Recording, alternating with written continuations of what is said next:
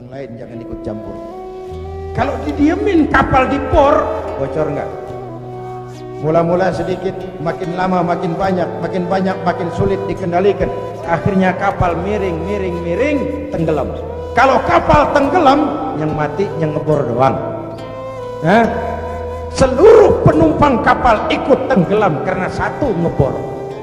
Negara kayak kapal, korupsi, KKN, maksiat, munkarat, kebatilan, kezaliman, ketidakadilan, itu ngebor kapal, bocorin kapal. Di masyarakat juga begitu, kadang-kadang temen ditegur ngotot, biarin aja, yang mabok gue, yang beli minuman gue mabok di rumah gue, kenapa lu pusing? Yang judi gue, pakai duit gue, kenapa lu pusing? Yang zina gue, kenapa lu ribut? Iya, yang judi lo, yang mabok lo, yang zina lo, tapi judi, mabok, zina, maksiat mas. Kalau ini negeri kebanyakan maksiatnya, Allah marah, turun gempa bumi, yang mampus bukan elu doang monyong.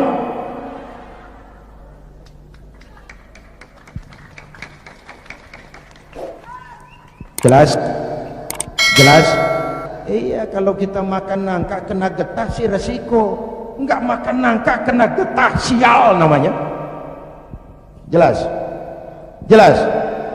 Nah, singkat cerita, lalu tahun 83-84 diundangkan asas tunggal Pancasila.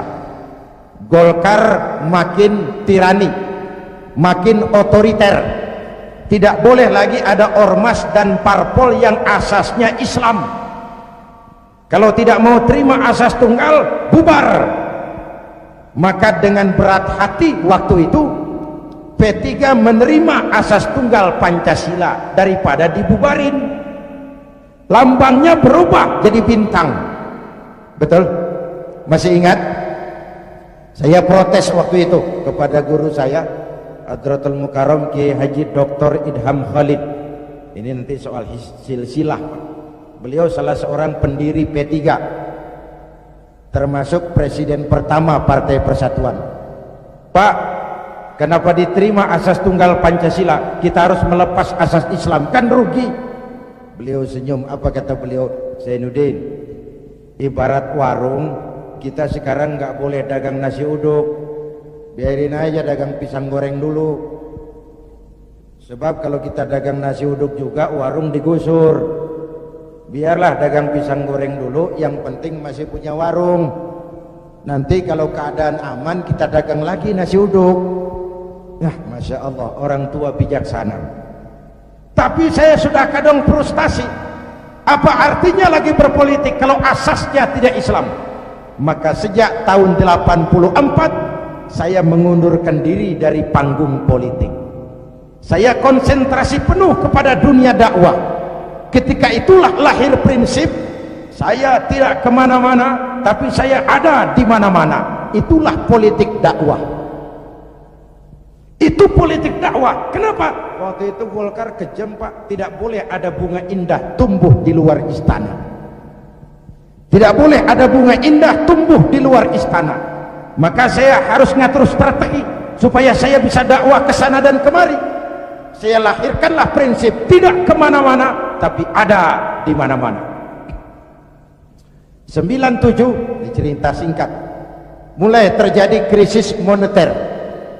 Rupiah kita anjlok, dolar naik ke langit. Ya Bu, ya Bu. Dari 2.500 dolar sampai 17.200, bagaimana nggak kolab? Akibat krisis moneter muncul yang lebih makro, krisis ekonomi. Sampai sekarang kita masih ngerasain, ya Bu.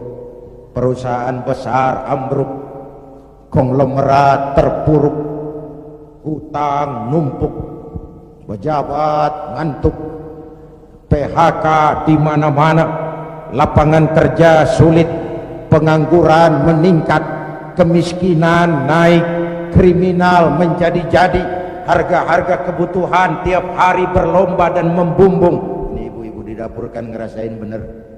Ya Bu, tadi udah ditanya tuh mau Ustadz kita, beras naik enggak? Naik. Minyak, kecap, bapaknya anak-anak Pikir dulu baru nyaut. Naik.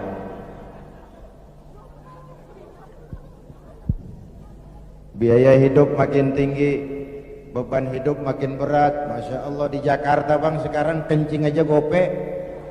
Bener, kencing gope. Teman saya ngasih duit ribuan, gak ada kembaliannya, disuruh kencing lagi. Orang udah tiris bagaimana ngeluarinnya? La haula wala quwwata illa billah.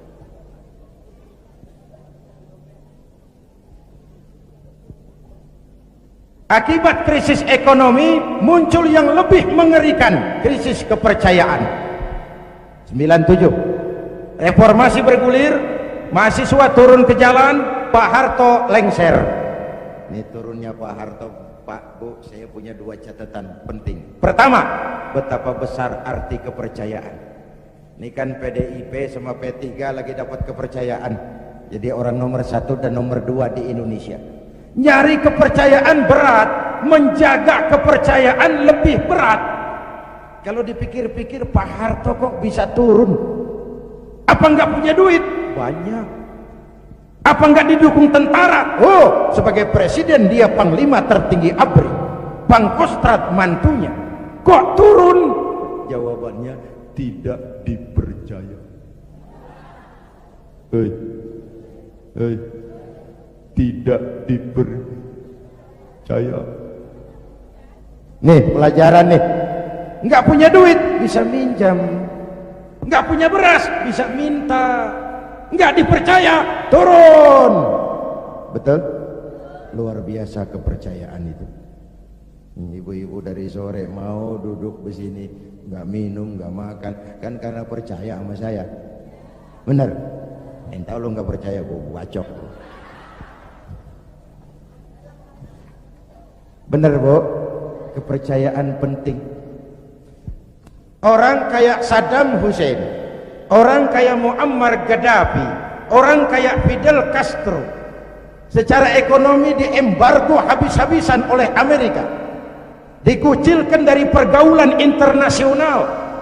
Tapi Saddam tetap mimpin Irak, Gaddafi tetap mimpin Libya, Castro tetap mimpin Kuba. Kok bisa? Rakyat percaya sama pemimpinnya. Rakyat percaya. Rakyat percaya. Ya Bu, ya Pak. Kalau nggak dipercaya udah berabe dah. Nih